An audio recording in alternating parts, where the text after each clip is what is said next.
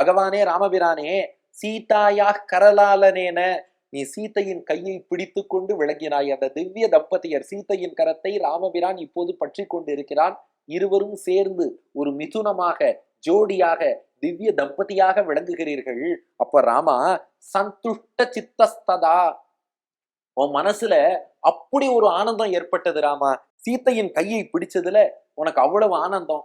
ஏன் அந்த ஆனந்தம்னா, ராமன் மனசுல நினைக்கிறானா, சாக்கம் தர்ம ரதாத்மனா, இந்த சீத்தையோடு சேர்ந்து நான் தர்மத்திலே நாட்டம் கொண்டு புவிசதாம் தர்மம் கரோமி உன்னதம், இந்த சீத்தையோடு சேர்ந்துதான் இந்த உலகத்திலே நான் ஒரு மிகப்பெரிய தர்மத்தை அனுஷ்டிக்க போறேன் நானா ராமன்.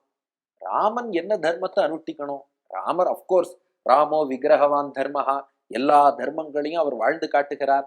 ஆனால் சீத்தையோடு சேர்ந்து ஒரு உன்னதமான தர்மத்தை நான் அனுஷ்டிக்க போறேன்னு ராமன் சொல்றானே, அது என்ன தர்மம்னா சரணாகத ரக்ஷணம்.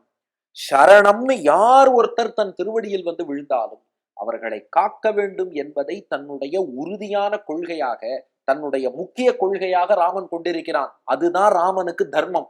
அப்போ சாமானிய தர்மங்களும் உண்டு, குறைவில்லை. ஆனா ராமனுக்குன்னு பிரத்யேகமான வசத்தியான தர்மம் என்னன்னா விசேஷ தர்மம் சரணாகத ரக்ஷணம். கால்ல யார் வந்து விழுந்தாலும் அவர்களை காத்தே தீருவேன், எக்காரணம் கொண்டும் கைவிடாமல் பகவான் அவர்களை காப்பான். அதத்தான் சாக்கம் தர்ம ரதாத்மனா புவிசதாம் தர்மம் கரோமி உன்னதம். அப்ப இவளோடு சேர்ந்து இருந்தால்தான் இந்த தர்மத்தை நான் அனுஷ்டிக்க முடியும் நானா ராமன். ஏன்னா வெறும் பெருமாள்னு சொன்னா அவ்வப்போது நம்முடைய தோஷங்கள் குற்றங்களை பார்த்து அவருக்கு கோபம் வரத்துக்கும் வாய்ப்பு இருக்கு.